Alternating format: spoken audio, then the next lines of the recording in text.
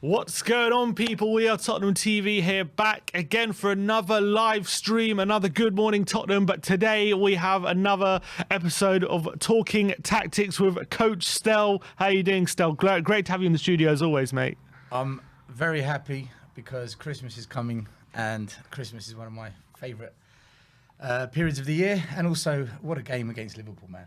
It's a shame we didn't have this last week, but because of all the games got cancelled, we didn't really have anything to analyse, unfortunately. But we have a great game to analyse today, thankfully, and to go through and to look at what a brilliant barnstorming game it was on Sunday, the 2-2 draw against Liverpool, which was, you know what, it wasn't just a great game, but it was of football, you know, end-to-end, chances galore, both ends. But also tactically, it's probably quite an interesting game to look at because two very different approaches, two different styles, but both kind of working in their own way. Yeah, I think when you play Man City or Liverpool, you know what you're going to get. You know how they're going to press. You know how they're going to quickly look to move the ball. They're going to try and win the ball as close as possible to the opposition's goal because then it's a short distance to get to the target and score. They're the two best teams in the country for me, Sim. I think they're possibly the two best teams in Europe. Well, they've been for a while, you could say. Apart from obviously Liverpool had their problems last season, but ever since, for the past 3 years, haven't they? They've just been unreal. Yeah, look. Two elite managers that have built their teams up over a long period of time now. They've both been at their clubs 5-6 years. And you know what you're going to get when you play them. And I think pretty much any fan of any club, maybe bar Chelsea, and possibly Man United, when you're playing Liverpool or Man City, you're thinking, oh boy, I hope we don't get spanked. If we get a draw, I'll take it now. So that just shows the quality and the calibre of both teams. Yeah, and Tottenham definitely came with their approach on Sunday, a bit different to how we've seen Spurs under Conte thus far. A big, yeah, especially first of all the formation and all that kind of stuff, and we definitely found different ways of exploiting how Liverpool were lining up on Sunday, and it was clearly a very deliberate plan from Conte. And I'm very interested to see what you've noticed and what you've come up with, because there's probably a lot to look at on Sunday. There was a lot of interesting bits. The good thing about this show is I've had 2 days to listen to what other people think, to be in WhatsApp groups, to be kicked out of WhatsApp groups, to listen to other podcasts and listen to what the pundits say and whatnot. And then for me, absorb all that, sit back, let me watch the game once or twice, let me look at a couple of key moments and pick what I saw. And yeah, I think there was some deliberate things done by Conte that the players executed really well. And I also have a thought of what I believe Conte's done. I think Spurs fans might say, I'm not sure about that. So that it could be a good talking point as well. But I'm just going by what I saw and what I think's him. All right, let's get into it. I want to see what you've noticed straight away. So first of all, before we go into it, like what's like the gist of what you're going to go through? Do you have like topics? Yeah. So what I want to do, we'll start from the front. Sorry, from the back to the front. Yeah. So as always, just to repeat for anyone that didn't watch the first show that we did a couple of weeks ago. Formation means nothing to me. Okay? Oh, we're playing a 4-4-2 and then you get up your screen and we're going to put these four there. And that means nothing to me because all a formation is how many defenders are you going to have? How many midfielders are you going to have? How many strikers are you going to have? What I want to know is why they're playing there, the players that have been picked, and how are they going to move? And remember, I talk about shape. The shape is the movement of the team in possession, out of possession, and ready for a transition. And I'm always going to bring in possession, out of possession, transition, because that is the key to the game. That is the key to what a coach and manager should be looking at. So let's look at the shape of the team, how we set up in its basic format. Okay, so if we bring up the first image, I think every Spurs fan, after watching the game and listening to all the reviews and conversations that have been going on, we played a 5-3-2, and you can see it there. It's as clear as day. I've circled the defenders in blue, the holding mids in red, and the two forward players, Kane and Son, in black circles. There you go. Right? So that's the formation we went with, out of possession. So when we're in a defensive phase, right? If we go to the next screen, this was from the last game that we played. we can see the difference. So we played a 5-2-3. So you can see the two holding mids are in blue. Yeah, the 5, yeah, and then there's two attackers in one circle, right? Yeah, there's in two the black. attackers in one circle. So effectively what we've done is we've taken one of the front three and sacrificed an attacking player and put that player into the holding mid role. So we've gone more midfield, less forward line. Okay, so the question now, Sim, is why have we done that? Okay, so I'm going to ask you, why do you think we did that? And then I'll explain why I think we did it. For a couple reasons. First of all, I think that we, against a tie like Liverpool, I think we wanted an extra body in midfield because we know they like to put 3 in midfield. We probably didn't. And they know they had the possibility of outnumbering us in that area. So I probably think he wanted another body just so we can. We find it a lot easier to play out and get the ball forward quicker rather than having 2 there when they can play around us in the middle. And I think potentially if he knew what midfield they were likely to play, he probably saw a weakness there in the centre. Yeah, you're not far wrong at all, actually. In fact, most of what you said is true, but there's an additional component to it, which was the key to it. So yes, 100%. For me, Conte, he went with 3 to shore up the middle because he knows that they have got that presence in midfield, and especially with the way they press. And secondly, because was it the second point you said? They had a brain freeze. Who they played, what because he kind of knew, maybe had an inkling of what kind of midfield they were going to play. What the personnel. Yeah. So he recognised there might be a change in midfield. Can we do something to exploit that? Okay, that's exactly what happened. But the key to the 3 in midfield, in the out of possession phase, they almost look like a 3 defensive mid row. Let's go back to last week's show when I explained. If we get up the next image. Yeah, this one. Okay, remember how I explained to you the role of the holding mids when the other team attacks, especially down the wings. One of the holding mids has to go across.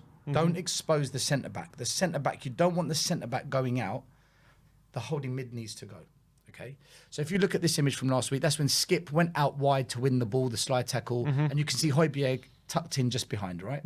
That is exactly how the holding mid role should play out when a team attacks us down the flanks. Okay.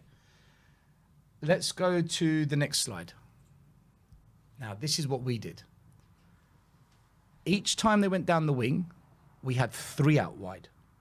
So what we're doing is we have recognised that the danger quite often comes down the wings. Salah, Robertson. That's where all their goals and assists come from, isn't it? And remember I told you how in an attacking phase you want to create an overload. You want to have more attackers than defenders. Well, we've put more defenders than attackers. We've reversed the overload back on them. So what he's done is, by playing 3 in that middle, in the holding mid, one of them goes across.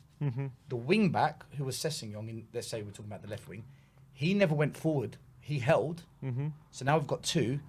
And this now allows one of the centre-backs to go over, just a bit.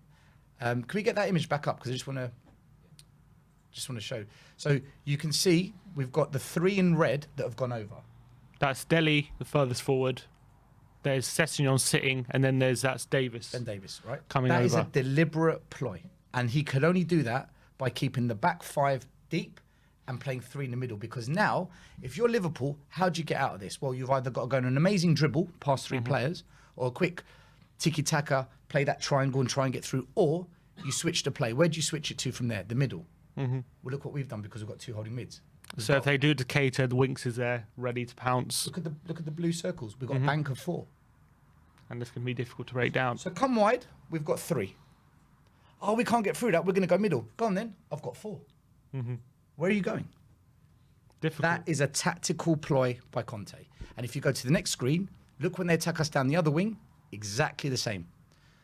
3 players shift out wide. Look at the bank of 4 in the middle.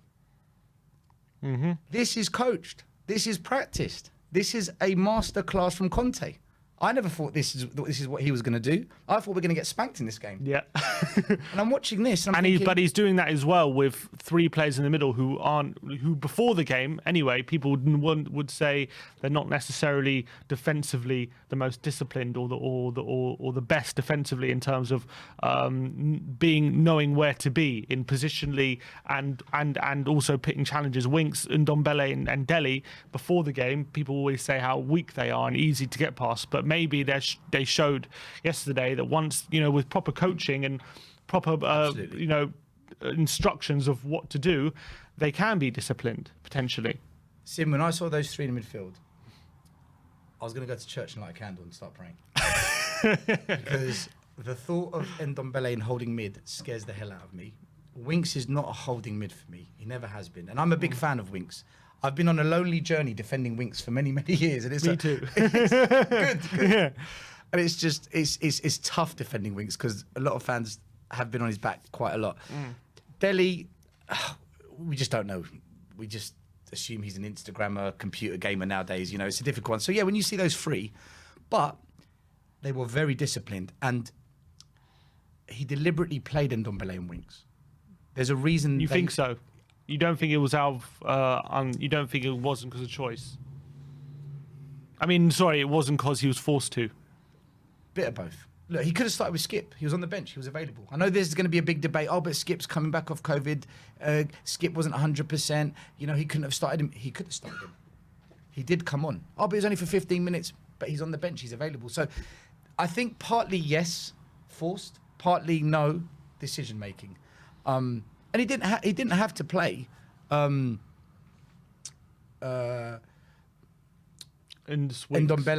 or Dele in the 3. Yeah. He could have played Reggie and pushed Davis a bit more into that defensive. Listen, I'm not saying that's ideal, but there's options. And we could have played Lo Celso potentially, I guess. Lo Celso, yeah, in the centre. I think that was done deliberately, and we're going to get on to why I think it was done deliberately. But for me, 5 at the back, 3 in the middle, so that we could shift 3, keep 4, shift 3, keep 4. It was a very, very, very well thought out defensive idea, and the players executed it really well, which can I say is the most important thing. Yeah. You're playing for the coach, Sim. Do you know how hard it is to say to players, you go left, you go right, you drop, and they're like, they're doing it. That means they're working for the manager. There's a unity, there's a togetherness, they're buying into Conte. He's clearly got away with players, and the players are responding, and I think that's what we've been crying out for quite a while, isn't it? 100%. After Mourinho and Nuno and to get them looking. I don't think it was as much as we were great yesterday, and I thought his tactical plan was perfect. His plan was perfect. I don't think as much as we should have won the game 5 goals. The goals we did concede were a bit of a shit show at the end of the day. I thought actually we were kind of all over the place a bit for those couple goals. So it's not perfect, but what I would say is that the fact that he's got us looking at times so structured in such a short space of time is a testament to his quality of coaching, isn't it? Especially given all the circumstances with quarantining and all that kind of stuff with late that he's had to deal with. And no matches for 2 weeks. Exactly. You don't play for 2 weeks in the first game. The training ground was closed. Training ground's closed. For a bit, yeah. Conte's proven to be a very capable manager, but I'm not going to jump too far ahead. But at the moment, all the signs are very positive. Just to reiterate what I've just said about how the holding mid, one must always go across, otherwise there's going to be problems. I want to go back to Nuno. Okay, let's look at the next image. Let's go in a time machine back to worse times, simpler times. Going back to the dark times. This is shivering. This is against Wolverhampton Wanderers. Right. We played with 4 at the back. I've circled in red. Yeah. Look at the holding mids. There's hell, man? Skip and Højbjerg. What the heck? Who are they doing? Who are they marking? Why aren't they out wide? Like I've said, that one of the holding mids had to go out wide. And if you remember in this game, Adama Traore pretty much terrorised us throughout the game, didn't he? Because we're not allowed to show video. Yeah. This is actually Traore. He gets the ball. He roasts Tanganga. Drills it to the edge of the box, and Jimenez misses the target. Yeah. This is when he gave us a torrid time, Adama Traore. Conte understands that the wingers of Liverpool are dangerous. I'm going to overload it. Nuno, you know Traore's good. He's a menace. Why aren't you overloading that side of the pitch? So either the players just aren't listening to Nuno's instructions, or they've not been coached to do that. And or maybe I must be a coaching thing. I don't think Skip and Højbjerg are not going out because look, Skip's told to go out. He's going out. He's a very professional guy. I don't think he's not doing what he's told. I think he's being told to stay in the centre there and patrol what's going on, and maybe drop deep if Adama Traore gets the better of Tanganga, then drop into the penalty area and try and mark someone in the box or something. I'd assume. I think you're right, because I go back to the Arsenal game where we had a massive gap in the midfield, and you're asking yourself, why are you so high? Why aren't you dropping in? Why isn't someone identifying the danger? I think it links with what you just said. They're being told, hold there, stay there. Yeah, Conte gets it. Conte gets it, whereas Nuno didn't. All right. So what else? What was the next thing you want to look at? So we've explained the shape. We've explained why we played 5 and a 3 in front. This is defensively. Yeah. Yeah, out of possession defensively. And how 3 went across, bank of 4 in the middle, 3 on the other side. Now, let's progress the play. So let's say we win possession, or we now are on the ball. Last show we did, I spoke about an area, not that concerns me, but an area we can improve on, something that I don't feel is right. If we bring up the next slide, this is against Brentford. This is from their throw, I think. Yeah. And I'm asking the question, why is no one exploiting that space, the red circle? Out of possession, in possession, transition. How can we transition from out of possession into possession when no one's in that space for us to transition into an attack? And I just asked the question.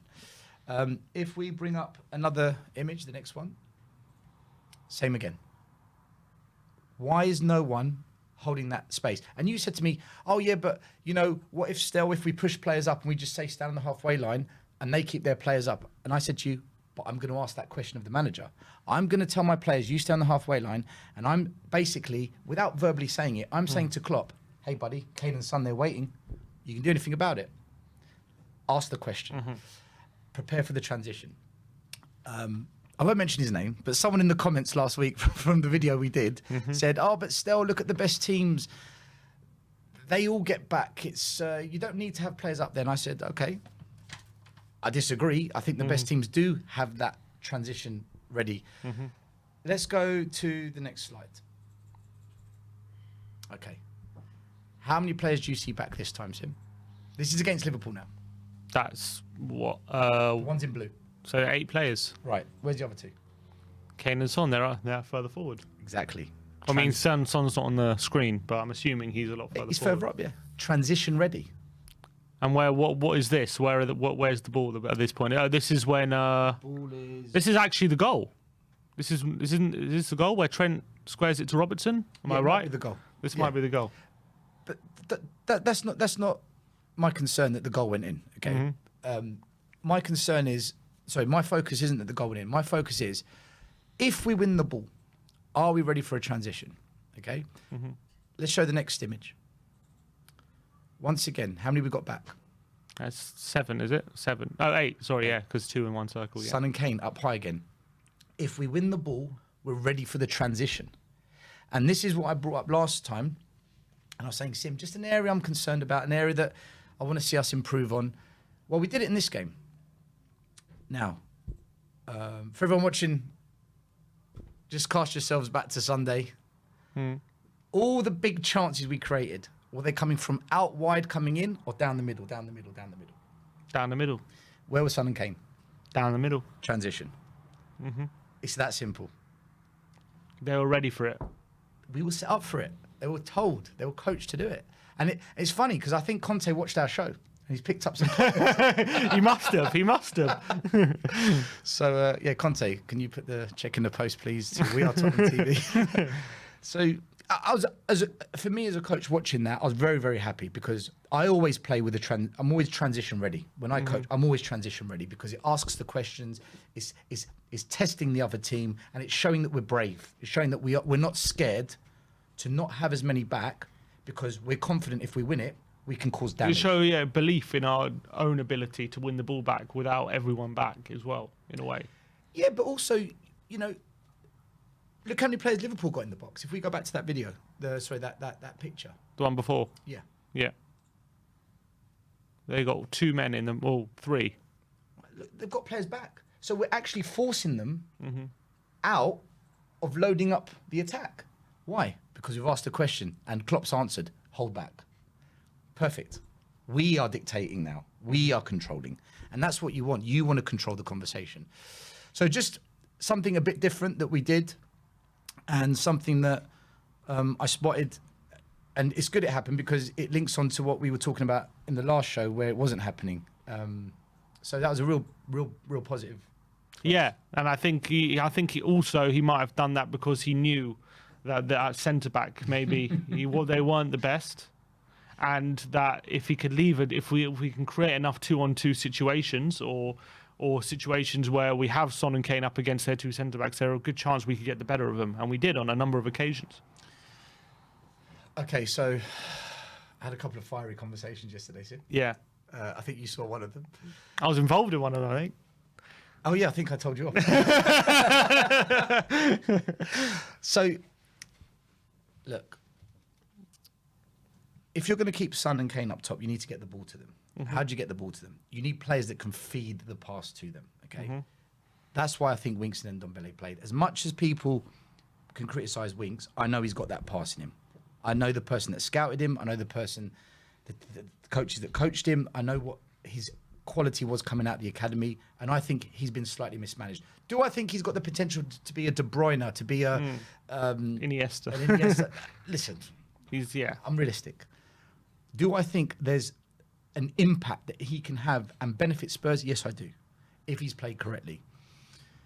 Was he played correctly, or was he told to keep looking for the forward pass? I don't know, but he showed to us yesterday that he can do it. He can. Accurate on a plate kind of passes as well. So many times he did it yesterday. Unbelievable from Winks yesterday. And Ndombele also showed us that his strength is further up the pitch. That pass to Kane. People say, oh, but anyone can make that pass. No, so the weight of pass was astonishing, I thought. Kane didn't have to touch the ball. For me, Ndombele is the best killer passer in the team. That killer pass that splits the defence, he's the best in the team. That's why I don't like him further back. And when he's further back, he'll try and dribble in the wrong places, lose the ball. He hasn't got the work rate to shift across the way Skip and Winks do. I want to see Ndombele Cam attacking mid kind of hybrid role round about there, because I think that's where he's... Number 8 kind of thing. Yeah. Yeah, exactly, number 8. But because they were playing slightly deeper out of possession, they've also been put in there because Conte's thinking, I need people that can feed the pass to Kane and Son, and they can do it, and that's what they were doing. More so Winks, of course. I think Ndombele kind of got a bit lost in the game, but we can get into that in a minute. So, what about Dele as well? Did he play any killer passes to the attackers? He played quite a few forward passes, I thought. Killer passes? Not killer passes. Well, he nearly did, we know, for the goal where he goes in that run and then he nearly finds Son and Kane, but he doesn't quite. Yeah, no, I'm just saying, but I'm not. I'm being devil's advocate here. No, it's not about being devil's advocate. You're saying they there to play the killer passes. I'm saying, was Dele there also to play the killer passes, or was he there just because of maybe no choice? What do you think his role was? I think Dele played a similar role against Man City in the first game of the season, and he was really good shutting down defensively. We're going to get into stats later on because for me, I really want to cover stats because I've got a sticking point with them. But if we are going to look at stats, which I don't agree with, so I'm being a hypocrite now. If we look at the stats of Dele yesterday, a lot of the positive stats were very defensive-minded stats. Yeah.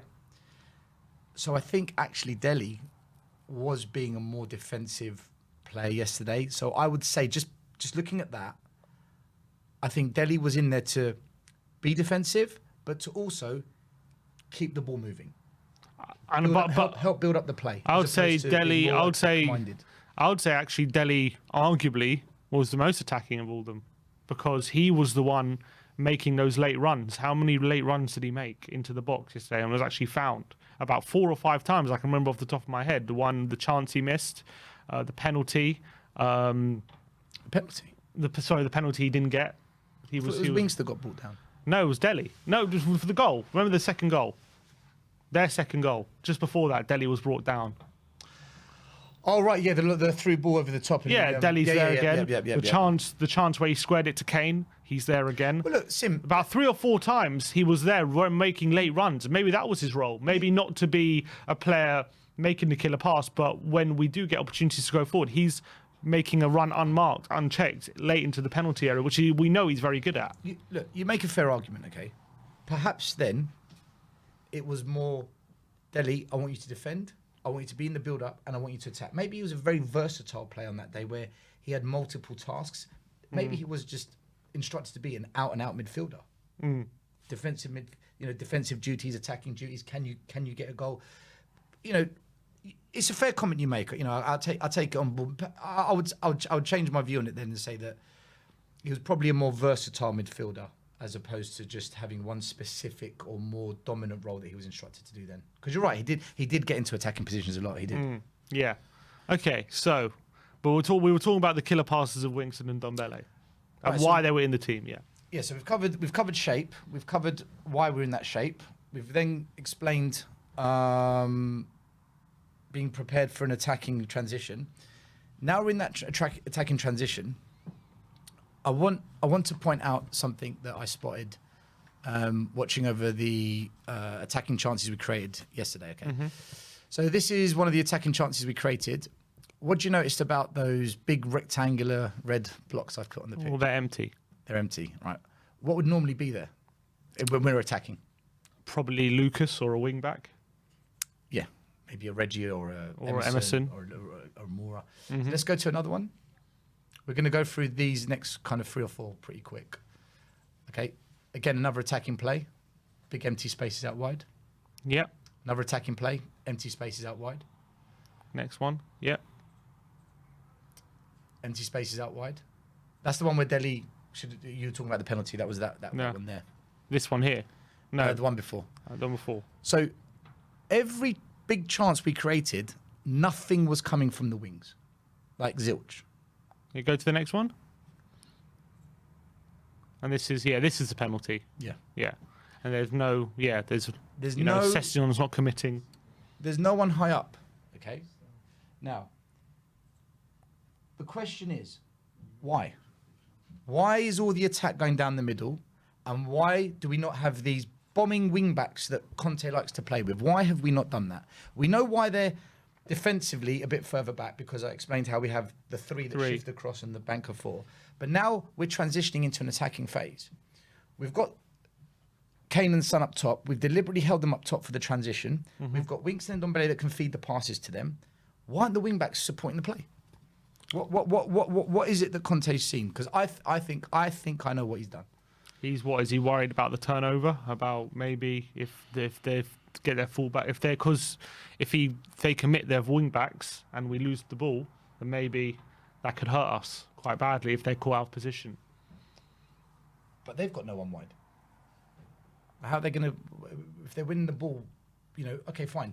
Let's say they win the ball and they switch it out wide. Well, we've still got the left centre back and we've got another holding mid that can come across, so we can still go 2-on-2. I don't see how they're creating an overload in that situation. So what's your theory then? I think he saw a depleted midfield of Liverpool. Okay, this is up for debate. All Spurs fans, Henderson, Fabinho, and Thiago were all out. We can have this debate. Is it a bigger loss for Liverpool or us not having Højbjerg and Skip only being able to do potentially half a game? Is that an equal loss to each team? I would say no. I think it's a bigger loss to Liverpool not having those 3. On top of that, they've got no Van Dijk. Van Dijk doesn't play. Liverpool, different team.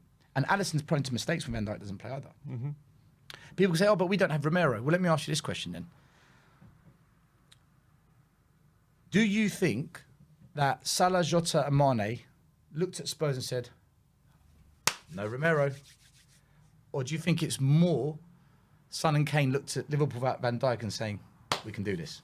Who do you think at the moment... we haven't had Romero for a bit, so I would say, yeah, obviously Van Dijk has been a mainstay of Liverpool's defence for a lot longer than Romero has, so you're obviously going to notice his absence more than we'll miss Romero, I would say. Probably. I reckon Liverpool probably licking their lips anyway, regardless of who's in our back three. Yeah, that's what I would say. But the point I'm making is, I think Van Dijk is a bigger impact on Liverpool not having him, simply because he's proven, he's established, and we've seen the difference that happened to Liverpool when he joined. Whereas Romero, we can see he's a good player, but he hasn't established himself yet because of injury. So I'm looking at Liverpool, I'm thinking, you haven't got Henderson, your workhorse. You haven't got Fabinho, your holding mid. You haven't got Thiago, who connects a lot of the dots for you. And you haven't got your main man. I think Conte's looked at that and said, they're depleted.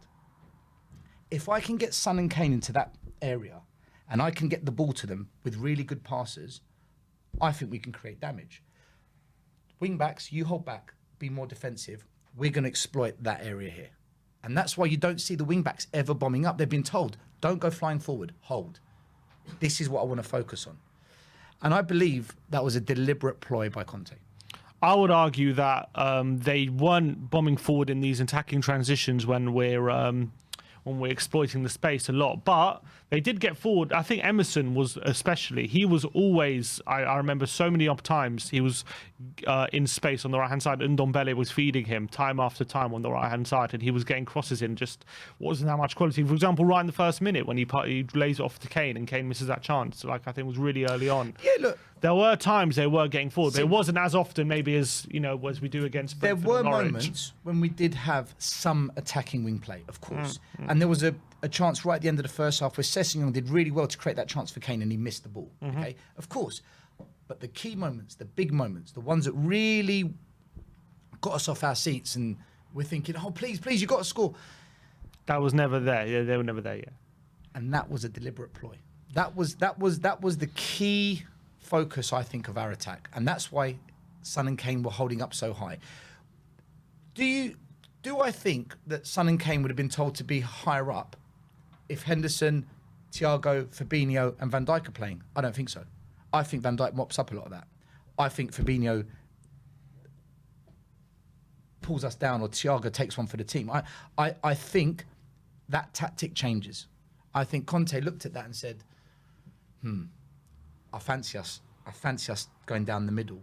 But and he's tactically set us up with Ndombele and Winks able to make those passes.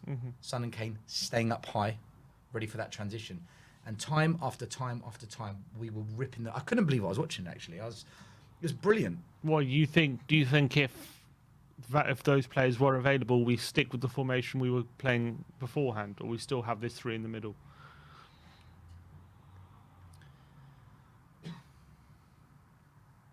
The three in the middle was a defensive ploy. Against how Liverpool play, or against how Liverpool play, yeah. Yeah. So you think we'll still stick with that? I think the transition changes. I don't know if we keep two up top and just go for those balls. I don't think we do that. I think we're try and incorporate more wing play. Because when you play a team like Man City or Liverpool, there's only like a few ways you can beat a team like that with that high press. One is you go toe to toe with them, and when you watch Liverpool, Man City, it's just hell to yeah, it's crazy, yeah. Okay, we're not that team. So the other way you do it is you depend on luck. Well, how do you coach luck? So Mourinho tries to. Well, that's the third way. Low block, ultra defensive, ultra reserve, ultra negative. Try and get a counter. Create maybe 2 chances in the game. Score both. Okay. Yeah. Right. Well, that's not what we did because we created many chances. Yeah. So the only other way is you play the ball across the back, draw them in, and eventually the ball has to be played back to either the goalkeeper or the centre back, and they play a long pass, not a long ball, a long pass to the halfway line out wide, because pockets of space will open up behind where the wing backs are pushed up, which means you need wide players high up. So where Son and Kane are in the middle, you'd have the players wide and you dink it into those pockets and you go from there. That's the only way you're going to get out of a press that Liverpool do and Man City, because you know they're going to have the ball, a lot of it, if they've got their full squad. But they didn't yesterday. And I think Conte tactically sniffed them out. But did he do it with himself, a weakened team? Because, Reguilon wasn't playing. How weakened were Sessegnon is not our first choice left back. Is Sessegnon a better defender than Reggie? Because Sessegnon spent most of the game Probably defending. not. I would say Reggie's probably better. Well, from the evidence we've seen, we've only had Sessegnon for this one game, so I don't know. I would say Reguilon probably a better defender. I don't rate Reggie as a defender, personally. I'm not saying he's bad. You think it was deliberate to play Sessegnon over Reguilon? No. I think it was enforced. I do. But was that a weakness in terms of a defensive choice? Going forward, I'd say, yeah, we've lost something because we know what Reggie can do going forward. But in this game, we didn't go forward up the wings. I've just shown. I'm just saying, if you look at our team we played yesterday on Sunday, Reguilon's not our first choice. Sorry, Sessegnon's not our first choice left wing back. Obviously, Romero is missing, but that's by the by. But he wasn't a wing back yesterday, Sim. He held back. He was more of a left back. Well, he's still not our first choice either way. Winks and Ndombele and Dele barely been playing this whole. Højbjerg's a miss. Yeah, they've barely been starting this whole season. Yeah. Lucas Moura has, been playing every game. He wasn't playing yesterday. But we wouldn't have played Lucas Moura in that formation. No, we wouldn't have. The formation was definitely enforced tactically instead of personnel. I think Liverpool were more depleted than us. I think the players that were missing for them had a much bigger impact on what they're about than on us. And I'm not saying we weren't depleted. They were more depleted. They were more depleted because obviously they had a teenager in midfield and whatnot.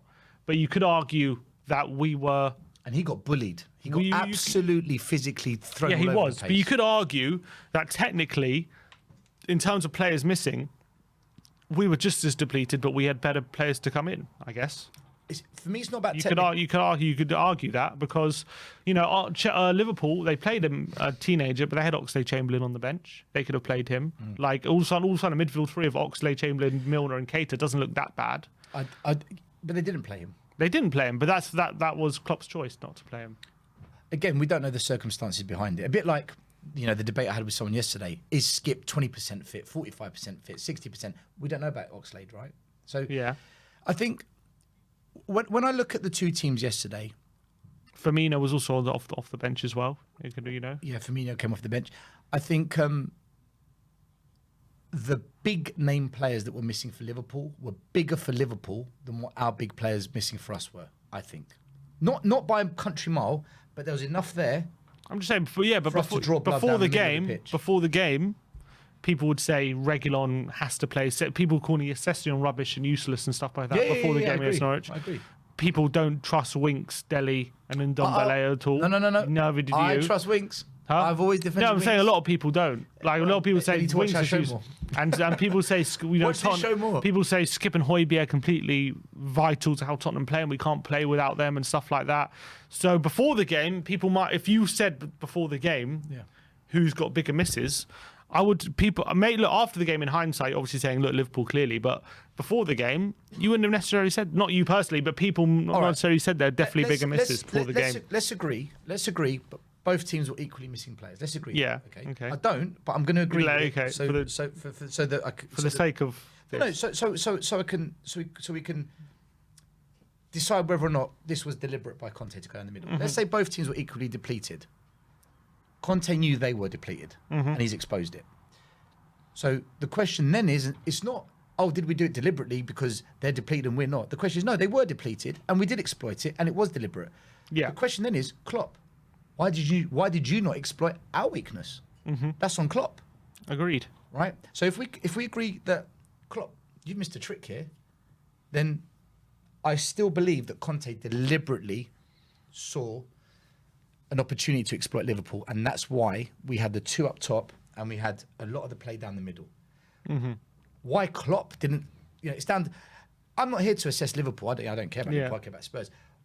What was our weakness on the day, and did Klopp spot the weakness and did he exploit it? I don't think he did. I don't know. I don't really know too many cutting edge chances Liverpool had against us. 2 goals, yeah. And I think maybe Conte playing the three in the middle, the way they moved, maybe that threw a curveball at Klopp. He's thinking, what's he done here? He's trying to figure out how do I get, in-game management. I've got changes, chess pieces, substitutions, change the shape, change the movement. I think Conte almost did a number on Klopp. Almost. Should have. Yeah, should have, man. But okay. No, all right. Let's move on then. It was it was still good to see that we've got a manager that can spot that, Sim, and the manager that can say, you know what, I'm not going to go ultra defensive. I'm not going to shit my pants and be really scared about them scoring. No. I'm gonna set us up defensively well, but I'm going to teach you a lesson as well that we can come at you. And I think he got the balance right. I agree. Glad we agreed. All right. So the next thing I wanted to show. This was against Brentford, I think. Brentford. Brentford, yeah, because I kept saying Norwich when they were in Norwich. Yeah. Right. Do you remember I said to you that as much... This is poor defending, you said. Yeah, right. As much as it was a good ball from Skip. Yeah, as much as it's a good ball from Skip. For me, this is poor defending, okay? Now, a lot of fans will look at this and say, oh, but look, they're all in a straight line.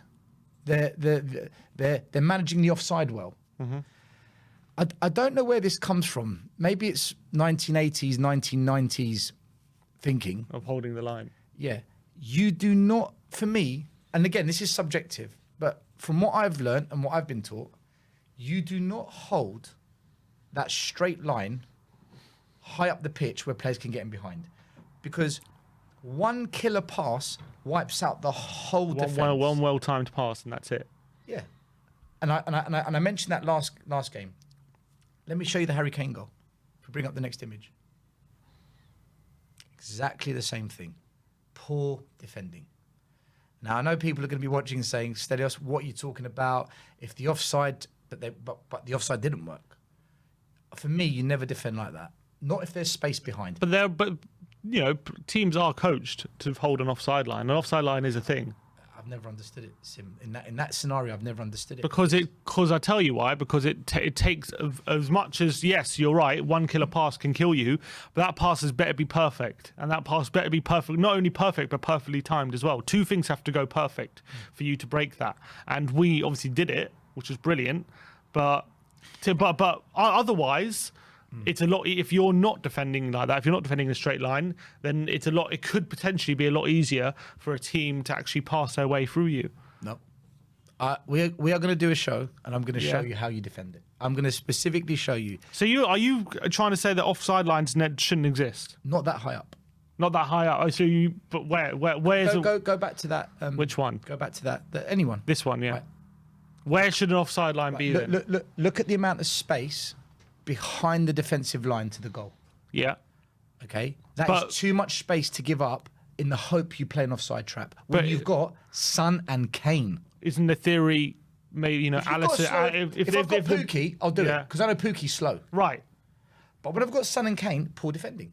And again, before you play a match, you're analysing your opposition. You're looking for strengths that they've got to nullify and weaknesses they've got so we can exploit. Mm-hmm. If you can't see that Son and Kane are lethal weapons up front and you're going to play that line, for me, I don't rate that but that's as a defensive concept. I can agree with you. Klopp, if Klopp, please come in the studio one day. If Klopp came here, he'd tell us, Stelios, let me educate you, and he'd explain it. Well, maybe I might change my mind. But for me, what I've been told and the way I've learned how to hold a defensive line, I would not do that with Son and Kane. What I guess is Klopp would say, I don't know what Klopp would say, but what I'd guess the logic is Liverpool kind of have a set way of playing usually. They don't, because they're so confident in themselves and how good they are, which they are very, very good, they don't adjust to the opposition usually. Correct. They play their way and and they go, well, we don't care what you're going to do. Do your worst, basically. We're going to play our way, and 99% of the time we're going to win. We're going to outscore you. Yeah. So they play that way against 100% of teams, and they're not going to adjust for having Son and Kane there. And how they usually do it is they have that high line, and if there is a ball in behind, there's Alisson there sweeping up behind. Unless it's perfectly timed and a perfect way of pass, which most of the time it won't be, then either they're going to be caught offside or Alisson's going to come sweeping behind. How many times did we get in behind them? That's the thing. It's because Son and Kane are that deadly. And you got to say we got it spot on that. But that's why. But I'm just saying,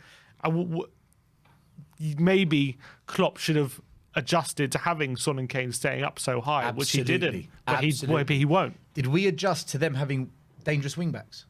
Yeah, we did. So it's coached. And I'm just merely pointing out that as a defensive line is poor for me. Mm-hmm. And yes, given the calibre of players we've Right. got. If they're playing Norwich, you wouldn't say it was poor. You know what I mean? It's just whatever. No, with Leicester, knowing Vardy plays on the shoulder and spins, Touch and go. you know. But with two of them there, you know, it's then all of a sudden it's like you can't. Then it's very difficult to defend against. Yeah, I mean, I Especially when you have Winks and Ndombele playing killer passes who are very good passers of the ball. Sim, I just think Conte tactically outdid Klopp on this day, and we should be kicking ourselves that we didn't win that. I feel it's a missed opportunity. I felt a little bit deflated at the end because I thought before the game I'm like, please don't get battered. I'd love a draw. So when we get the draw, I should be super happy and jumping up and down. But the way the game panned out, I couldn't believe it. Yeah. No, I was actually gutted. As much as I was happy with how we played, I couldn't help but feel gutted at the end that we didn't win. And when I reviewed the game and I look back preparing for this show, and I saw tactically what I think Conte has done and how he's gone about it, I'm thinking It's even more criminal we didn't win, yeah. Yeah. Is that opportunity going to come when we go to Anfield? Probably not. That's kind of how I feel. People ask, is it We not... signed 4 world-class players in January. People argue, is it a 1 point gained or 2 points dropped? I just think the way we played, the chances we created... I mean, as much as it is 1 point gain, because, you know, a draw against Liverpool is obviously a draw. It's brilliant. It's a good result. Fair. Like, you can't have that many chances and not win the game. You just can't. You can't. No. And that has to be considered an opportunity missed, especially because they're down to 10 men for the last 15 minutes as well. Right. I want to get onto that, Sim. I want to get onto this. Okay. Now, before the Stelios' negative bandwagon rolls out, everything Conte did for me was spot on. Okay? Everything was spot on. However, I think he got it wrong in the last 10 minutes. Okay? Doesn't mean Conte's a bad manager. Doesn't mean Conte needs to be sacked. Doesn't mean Conte doesn't know what he's doing. It's perception. It's what I see. It's what you see. It's what fans see. Pundits. Conte saw something and made a decision. It didn't work for me. And this is what I saw. So, Liverpool have gone down to 10 men. There's 15 minutes to go. So 10 minutes plus the extra time. Moore has come on. So I get that. He's brought on a player that can go at Liverpool. Makes sense. When a lot of your success is coming down the middle, and that's where it was coming, or let's say it's coming down the wings, wherever your success is coming from, our success was coming down the middle of the pitch. They're now down to 10 men. For me, you look at it and you say, right, I'm going to double down on what's working. Let's pummel them down the middle. Let's really rip them now. Let's go for it. I would have brought on Lo Celso, an attacking mid who has got a shot on him, who can find that pass. Would Lo Celso have come on and gave us a Harry Winks performance? I don't know. I'm only going by the players that were on the bench. If Sessegnon and Dele and Winks and all these players can have a good game, why can't Lo Celso then? Right? I would have brought him on. 15 minutes and just instruct him. Find Son, find Kane. If you get near the box and the shot's on, get your shot away. We brought on Reggie. And I'm looking at it. In fact, it was my brother who identified it first. He's a coach as well. So shout out to my brother, Alex. Family of coaches. Family of coaches, man. And I looked at what my brother said. And the more I looked at it, I thought, he's right. Why have we brought on Reggie? It's almost like we're doing really well down the middle. We're battering them down the middle. Let's go wide. Why? Why would you do that? The success is there. Double down on the success. And Reggie came on, he did nothing. He did absolutely very little. So it didn't work. Whatever Conte was thinking, it didn't work. And we only had one real big chance in the whole time Liverpool went down to 10 men. The Ben Davies cross come shot, whatever it was. I think it's because we weakened the middle. Ndombele's not on the pitch. That's one less person that can play the through ball. You brought Moura, a runner. Bring on another player that can play that through ball. And we didn't. And Dele was also off at this point because, Dele's come off. So you've weakened the players that can make that pass and you've decided to now go wide. look, I can't explain to you why Conte made that decision. He will be able to justify it. He'll have an explanation. I'd love to sit here with him and go, Antonio, why yo? Come stai? Hey, sit down, man. Tell me, what were you thinking, bro? I didn't get it, Sim. The only thing I would argue in why he would do that is because we were getting so much joy down the centre. Exactly. Because of all the space Liverpool were leaving behind, for partly. A lot of it because they were, as you saw, as we just showed, they were leaving a lot of space in behind their defence, and we were, with Son and Kane, we were able to exploit that. Once they went down to 10 men and they had a draw to hang on to, that space was no longer there. That space, what was to get in behind, wasn't as prevalent as it was beforehand. So it was a lot harder to go down the centre and try and find that space than it was beforehand. And that's maybe why he thought, if we can get Reggie on, stretch the game a bit, force them out wide and find him, maybe that'll be the best course of action for the last 10 minutes. But I would have liked Gio on, because I agree, once all of a sudden you have Skip, Winks in a 2 with, I'm guessing, Lucas, Son and Kane in a 3 up top, I'm guessing that was logic to try and force the issue in the last 10 minutes. You need someone to start feeding the passes to them, and obviously Winks had a brilliant game, but he was feeding passes into space. All of a sudden he's not. He's feeding passes in between lines, and he's trying to find very accurate, precise passes in between a low block, and it's a bit of a different kind of pass. For me, when you go down to 10 men, space is now opened up. Technically. Well, you could technically close down Somewhere space. on the pitch, there'll be a gap that opens. Oh, yeah. Okay. Most of the time it'll be a forward, because the forwards, they'll substitute a forward off for a defender. Yeah. But when Liverpool did attack, they didn't stop attacking. When they did attack, we can still exploit. And I would have taken a defensive player off of Spurs, because like you said, they've taken an attacker off, put an attacking mid in. Play someone behind Son and Kane now. Can we do something to really ask the question and really squeeze Liverpool where we're finding joy? And you're right. They may have become more defensively better because they're down to 10 men. But bringing on Reggie, to me, I think was the wrong move. And when we look back, what did Reggie do? No, he didn't do anything. And you're right. You probably should have brought in Lo Celso at the time. I'm just trying to think of the logic why he would bring him on. That's probably why. Maybe Session was also tiring, and he wanted someone always being an option on the left-hand side, instead of Session, who was maybe struggling to get there all the time if he had defensive responsibilities. I just feel when a player like Reggie's on the pitch, you're thinking more bomb forward, get those crosses in the box. You know, when Reggie comes on, I'm not really thinking, mate, stay back, defend, more defensive. Don't worry about getting forward. That's my perception of Reggie. Maybe Sim, you know, again, this is why it's such an easy thing for me to say, oh, I think Conte got that bit wrong. Maybe he turned around to Lo Celso and said, get ready, you're coming on. And Lo Celso said, coach, I don't feel good. Right, yeah. We don't know, right? Obviously, I doubt that's what did happen. Yeah. But unless we're there and we're part of the team. You can't fully understand the decision, yeah. But I would have gone for the attacking mid option personally, but okay. I agree with you, actually, because I think we needed that in the last 10 minutes, especially with Ndombele and Dele off. We needed another one. No, I agree with you. All right.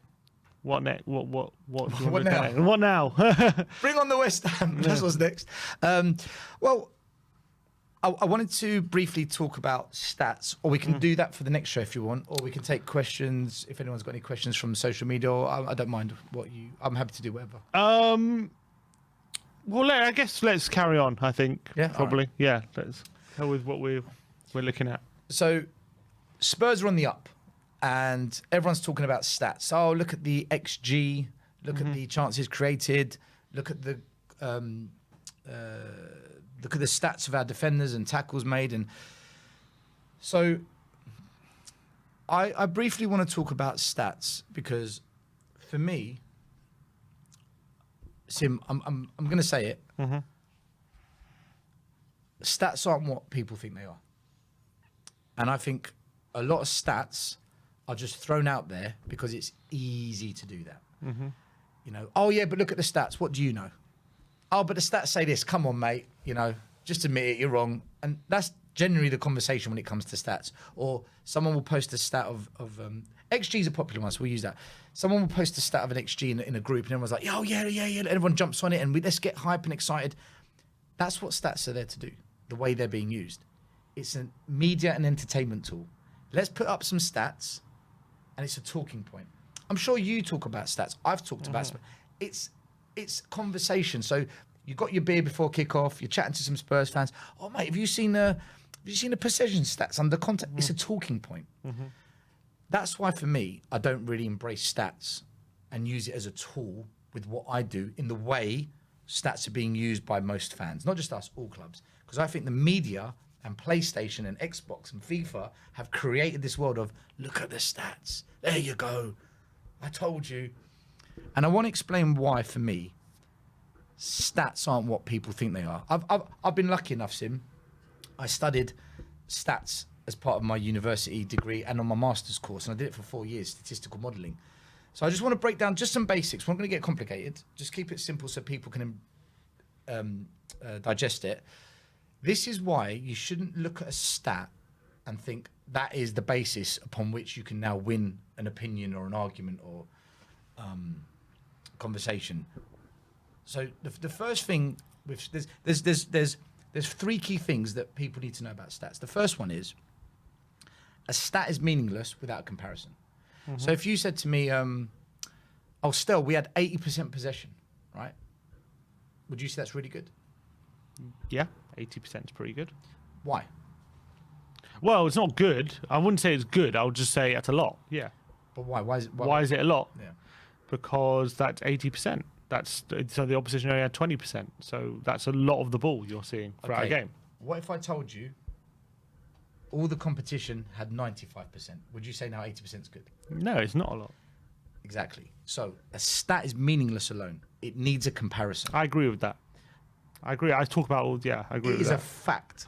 As soon as you go on any statistical course, whether it's secondary school, academia, the business world, that's day one. A stat is meaningless alone. So you need a comparison. So you might say to me, oh, we've got an XG of 5. Bloody hell. But everyone else has got 10. Oh, okay. So you need something to compare it to. That's the first thing. It's for example, like if say Eric Dyer gives away 5 penalties a season, you go, oh, that's a lot, isn't it? 5. Well, the average defender gives away 8. Not bad though. Not bad. I mean, that's made up. That's completely made up. That's not true. I'm just saying, for example. That has been quite good. No, yeah. You know what I mean? Yeah, exactly. That's why when stats are thrown out by themselves, they think they're telling a story when they're not telling the full story. But what are you comparing it to, right? Yeah. Okay. Right. Then the next thing with stats, what are the variables that lead to the stat? What do I mean by variables? Okay, I'm going a bit academic on everyone here, so let's not lose the plot here. Let's say I said to you that in the last 5 games, Spurs have scored 6 goals and Manchester United have scored 16. The stats show past 5 games, Spurs have scored 6, Man United have scored 16. Who's the better team in terms of goals scored? Within the past 5 games, it's Man United. Yeah, sorry, in the last 5 games, beg your pardon. Yeah, Man United. Now, what if I told you, let's look at the variables. Where has that data come from to create the stat? What if I told you Spurs' last 5 games were against Man United, Man City, Liverpool, Bayern Munich, and Arsenal. And Man United's last 5 games were against Scunthorpe, Doncaster, Pacos de Ferreira, Mora, and Aston Villa. Then you say Tottenham's more impressed. Well, not more impressed, but at least Tottenham had harder games. And what if you told me United won 16-0 in one game and didn't blank the other 4 games? What if all the goals came in one game? Then it's different, yeah. What if I told you in those 5 games, Son, Kane, Højbjerg and Lloris have been injured in all 5 games, and for Man United, they had a full-strength squad? Yeah.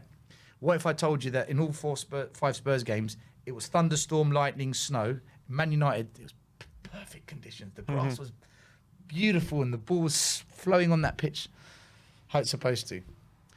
The variables, all of a sudden it's different, yeah. The variables are key. Now, when everyone talks about, oh, look at the XG, look at the possession, look at the chances created, look at the goals saved, what are the variables upon which you have taken the data to make your analysis and to create that stat? So, what are you comparing it to?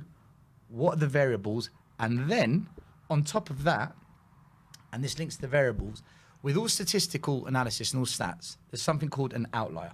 An An outlier is an anomaly. It's something that isn't supposed to happen. It doesn't go in line with what the data is telling us. It's something. It's away from all the data. Understand. Hence why it's called an outlier. It lies away.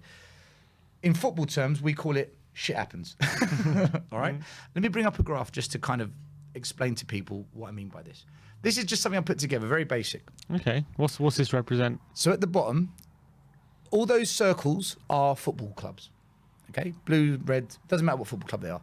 Along the bottom is transfer spend in millions. So we've got from 0 to 300 million. Let's say that's all in one window. And up the side is league position.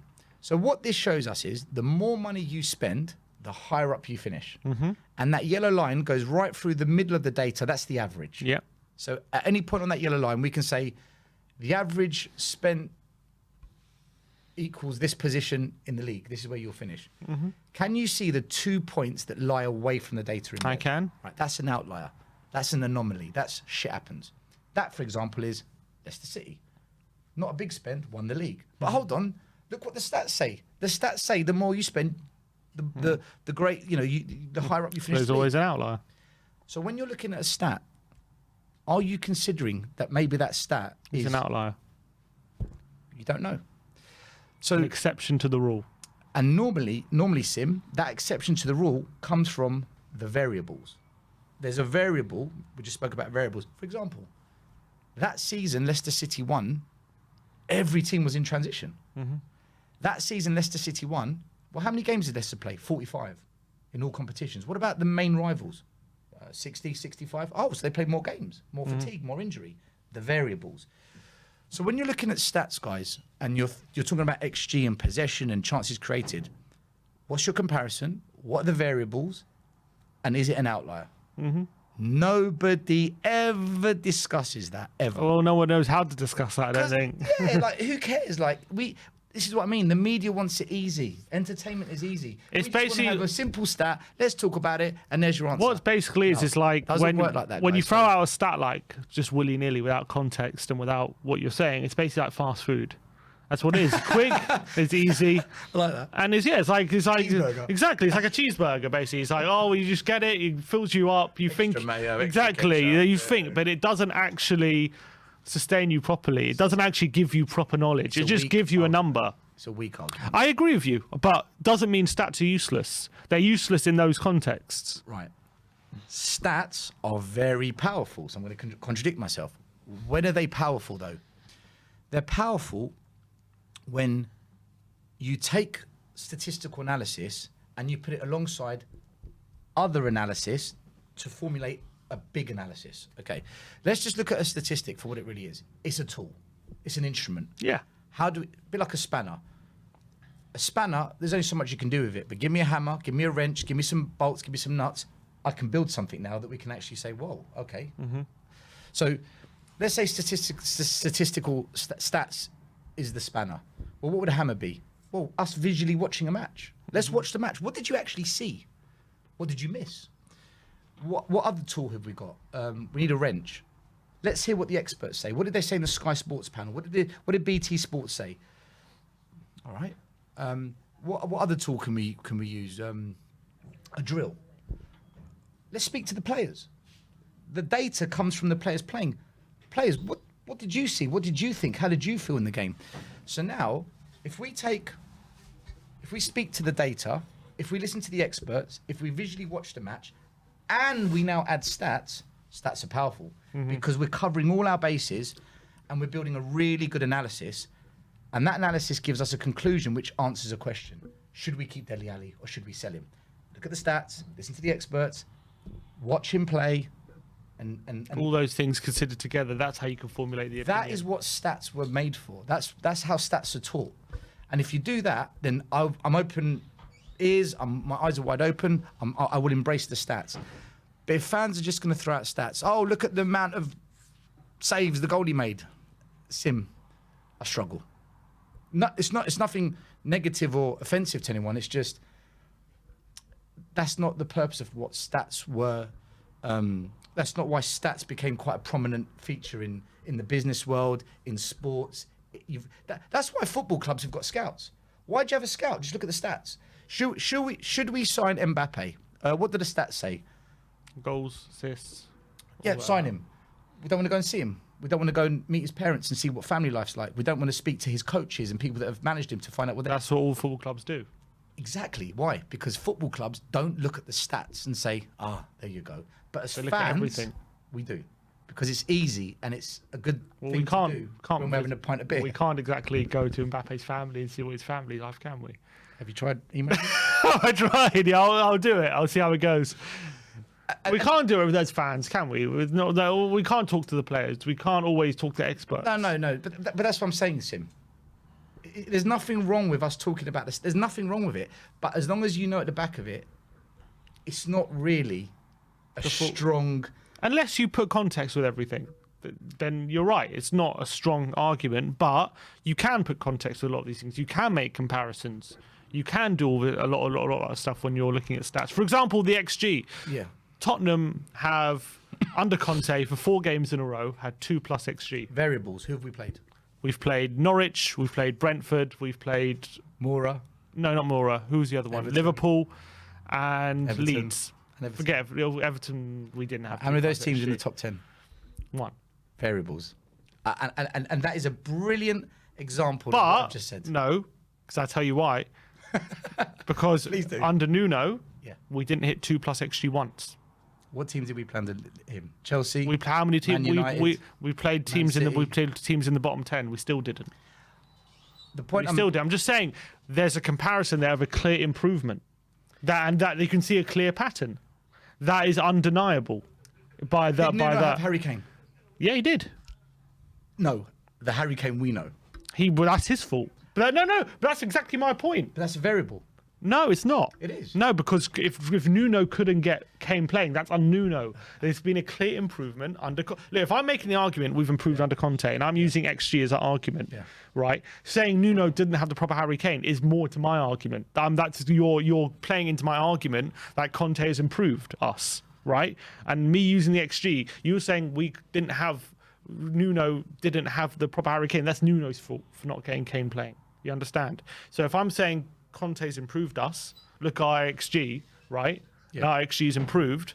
Because he's improved Kane, that's improved our XG. That plays into the fact that Conte's improved us. Or maybe Kane knows that he can't leave the club now. It's done, and he has to accept this. That's irrelevant, though. But no, it's not. It is. It's irrelevant. It's a talking point. Yes. Yeah. It's not irrelevant because we don't know. Look, chances are, Sim, you're probably right on this. Okay. I'm not the kind of person that just I'm stubborn. I'm right. Yeah. I think Conte is getting a number out of Kane now, 100%. But also, you if we just go by, well, that's it. The XG is all down to Conte. You're risking missing the variables that lie underneath the data. Of course, Conte is one of the variables. Yeah. Right? And I agree with you. But if we just purely go off the fact that SG has gone up, the XG has gone up, there you go, it's Conte. But I'm not. You're I'm risk- saying the risk- XG's gone up. Yeah. We're creating better quality chances, which we're seeing on the pitch. If you're comparing it to before Conte, we never hit 2 XG before Conte came in, and all that, which shows that. And now you're comparing it to when Conte's come in, which we're hitting 4 in a row for the first time this season. So that shows a clear improvement. So and now, that's how stats can be used. So now you're doing what I said, comparison. Yeah, that's what I'm saying. That's what I said before. And that forms the basis of the beginning of an analysis. Mm-hmm. But what we also need to look at are the variables, and we can't just ignore all the other tools, because visually you can see we're creating more. Mm-hmm. So that strengthens your statistical XG. Mm-hmm.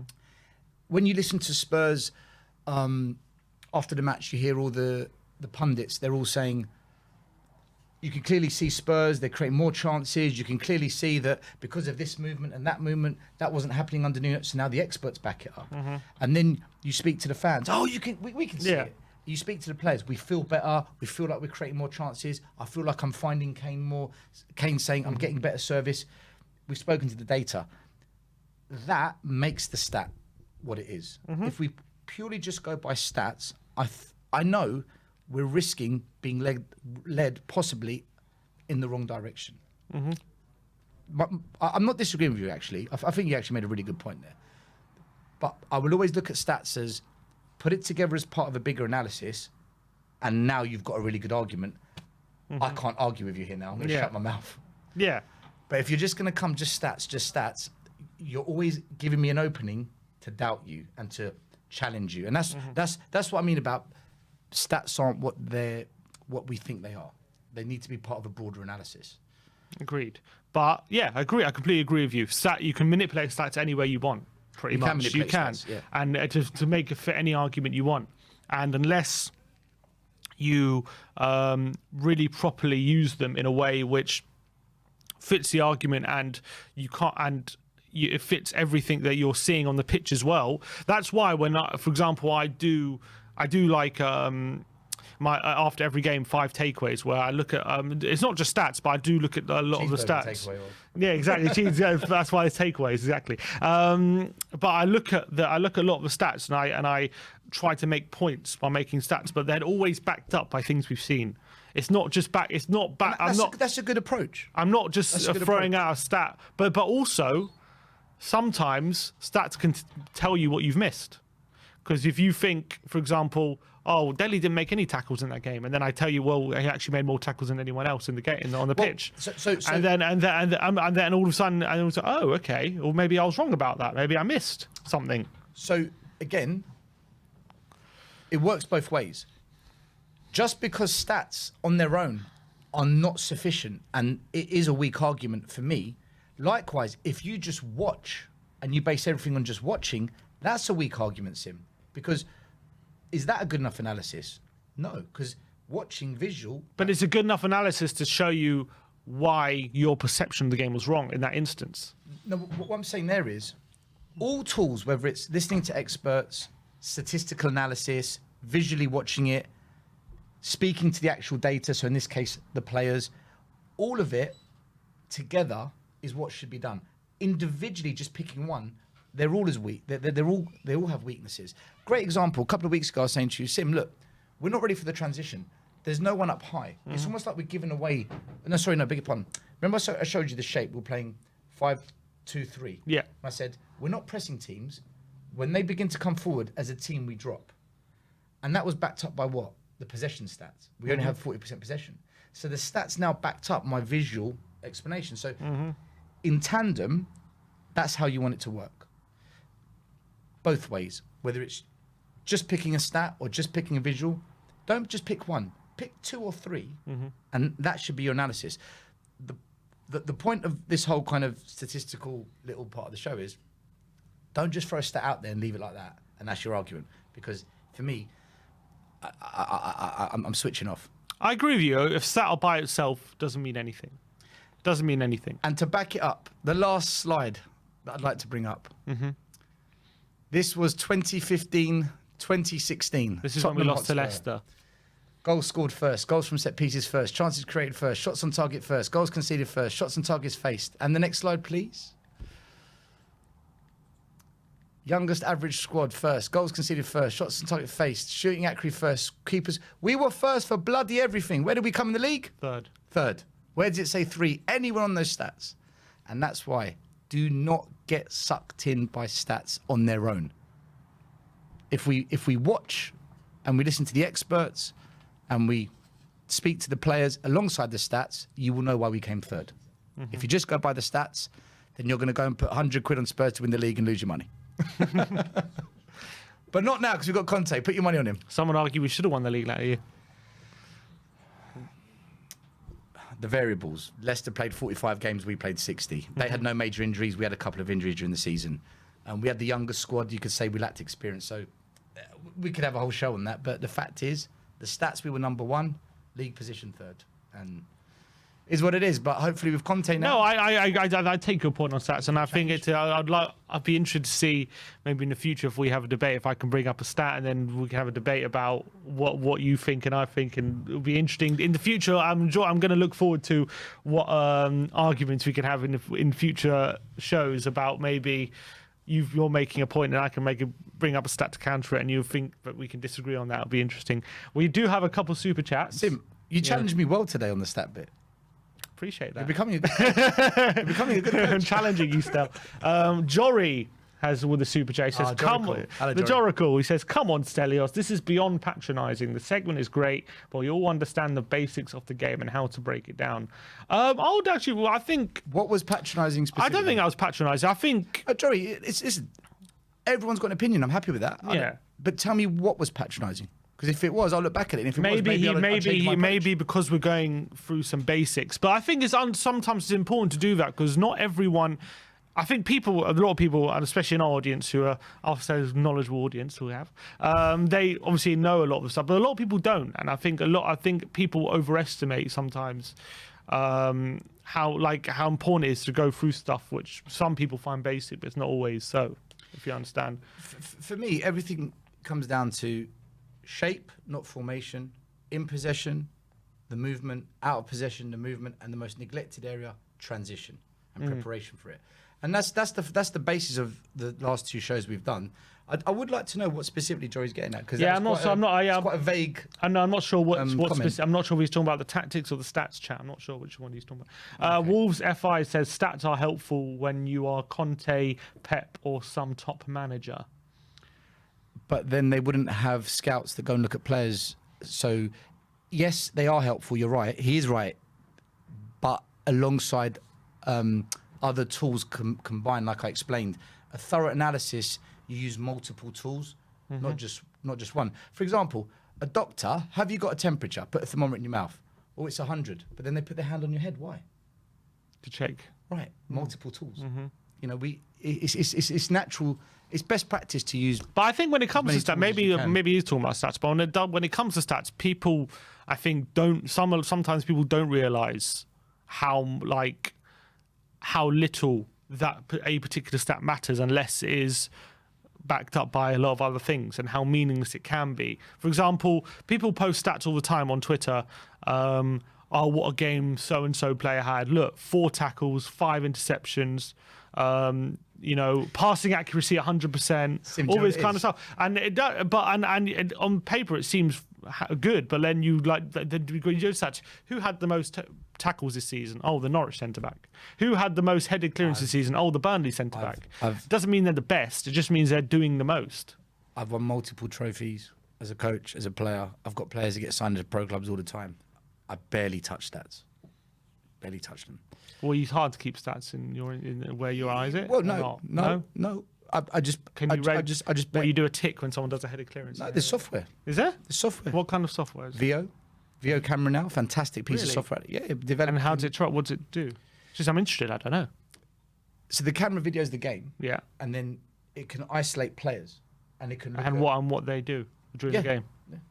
That's interesting. There's other stats where you can strap this device to the boot and tells you how much they run and stuff. So there are stats out there, but see, running stats, that must be something vital because you can tell who's run the most and who's. You can do that off a smartphone, can't you? I'm just saying, that's a stat. Can that be can that be manipulated? I think if you're consistently running the most of every game, does that mean you're the fittest? Again, is it running because you're a headless chicken chasing empty spaces, or is it effective running that is stopping attacks and creating attacks? This is why now we need to go to the visual. Fair. So, I stick to what I say. No, it's true. Stats on their own, it's not enough.